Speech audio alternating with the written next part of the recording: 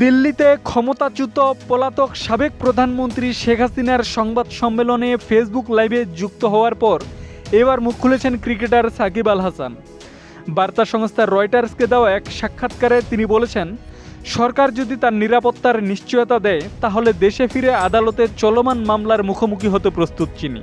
একই সঙ্গে দেশের মাটিতে বিদায়ী সিরিজ খেলা এবং 2027 সালের ওয়ানডে বিশ্বকাপে বাংলাদেশের হয়ে মাঠে নামার ইচ্ছার কথাও জানিয়েছেন এই ক্রিকেটার।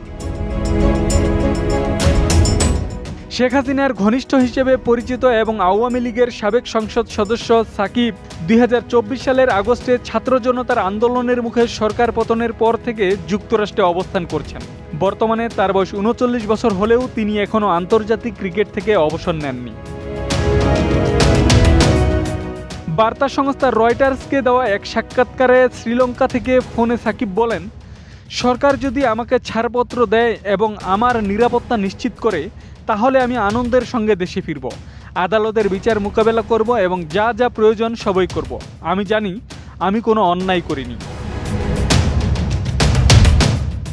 বাংলাদেশের শেখ হাসিনার রাজনৈতিক ভবিষ্যৎ নিয়ে আলোচনা চললেও সাকিব জানিয়েছেন তিনি যত দ্রুত সম্ভব দেশে ফিরতে চান, তবে তা সম্ভব না হলে শেখ হাসিনার সঙ্গে ডিসেম্বরে ফেরার চেষ্টা করবেন। শেখ হাসিনাকে অধিনায়ক সম্বোধন করে সাকিব বলেন, অধিনায়ক যা বলবেন আমরা সেটাই অনুসরণ করি।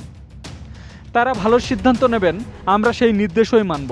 সম্প্রতি দিল্লিতে শেখ হাসিনার ভার্চুয়াল সংবাদ সম্মেলনে অংশ নেওয়ার বিষয়ে সাকিব বলেন, তিনি সেখানে শুধু শান্তি ও বাংলাদেশের উন্নতির কথা বলেছেন, এজন্য তার কোনো অনুশোচনা নেই।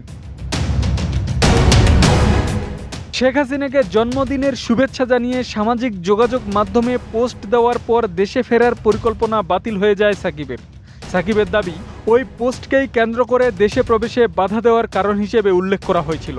তিনি বলেন, একটি জন্মদিনের শুভেচ্ছা কিভাবে দেশে ঢুকতে না দেওয়ার মানদণ্ড হতে পারে আমি বুঝি না। আওয়ামী লীগ ও শেখ হাসিনার সঙ্গে দূরত্ব তৈরি করলে দেশে ফেরা সহজ হবে এমন পরামর্শ প্রত্যাখ্যান করেছেন তিনি বলেন, এটা আমি কোনোভাবেই বিবেচনা করব না।